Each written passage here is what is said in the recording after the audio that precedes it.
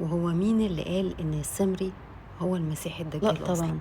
السمري مش المسيح الدجال اللي هيجي في آخر الزمان، قلتها قبل كده. لا ثواني معلش. وهو مين اللي قال إن آصف ابن برخية اللي هو اسمه أصلا آزخ ابن هو برخ أول من عنده علم الأرض، وجبته تاني واحد عنده علوم من العلوم اللدنية زي صاحب علم الكتاب الخضر عليه السلام، عليك السلام والهدى يا سيدي. مين اللي قال لكم ان الخضر التاني وصاحب او اللي عنده علم من الكتاب اللي ذكر في القرآن الكريم مع سيدنا سليمان هو صاحب العلم الاول؟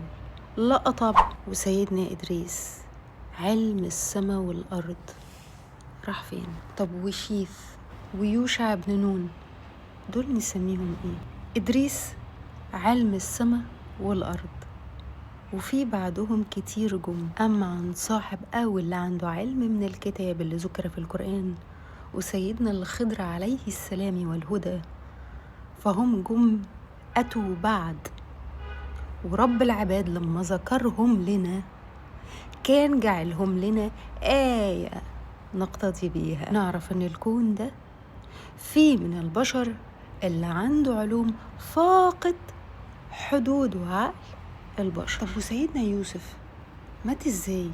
الوحيد اللي مات موتة الله زي اي بشر عادي، ولكن موته اختلف عليه الكتير والكتير، وتابوته راح وجه لحد ما استقر في حد فيكم يعرف تابوت وجثمان سيدنا يوسف عليه السلام استقر فين؟